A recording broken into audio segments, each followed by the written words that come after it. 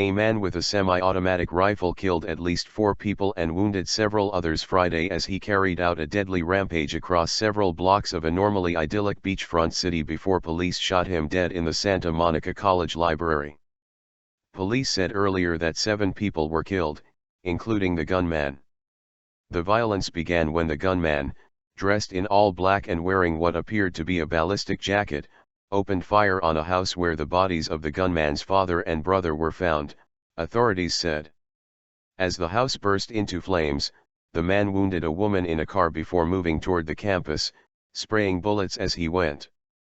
Police said he opened fire on a city bus, a police car and other vehicles, as well as bystanders and pedestrians.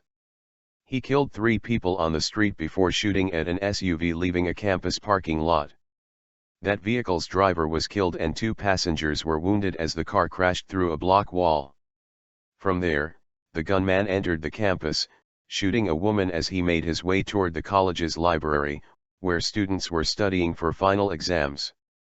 It appears that those who were encountered on the street were random victims, Santa Monica Police Chief Jacqueline Seabrooks said. "We saw a woman get shot in the head," said Administrative Assistant Trenna Johnson, who looked out the window of the dean's office, where she works, when she heard gunfire. "I haven't been able to stop shaking," she said.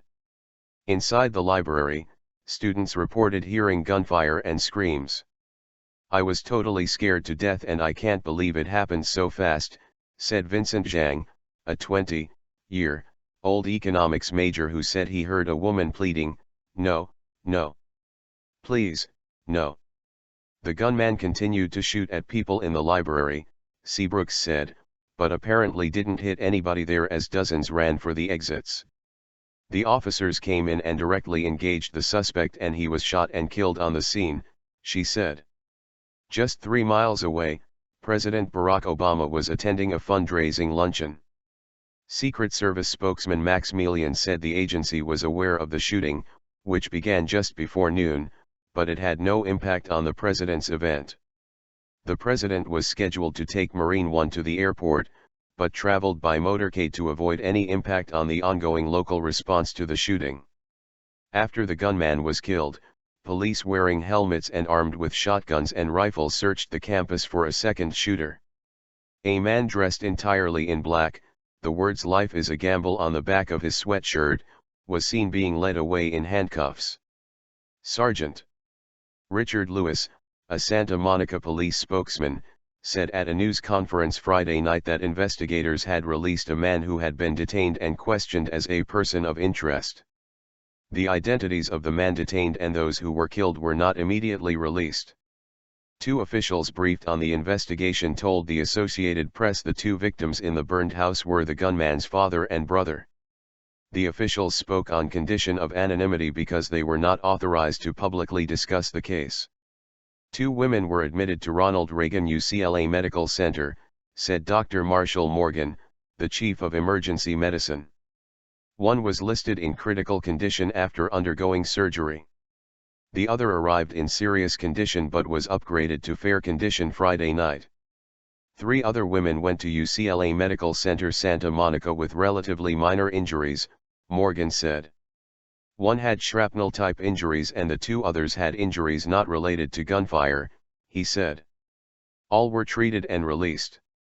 Jerry Cunningham Rathner, who lives near the house that caught fire, said she heard gunshots and came out onto her porch to see a man shooting at the residence.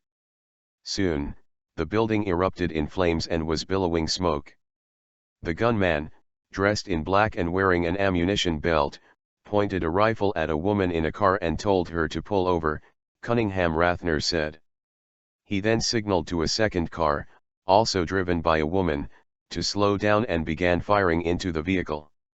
He fired 3 to 4 shots into the car, boom, boom, boom, right at her, said Cunningham Rathner, who went to the woman's aid and saw she was wounded in the shoulder.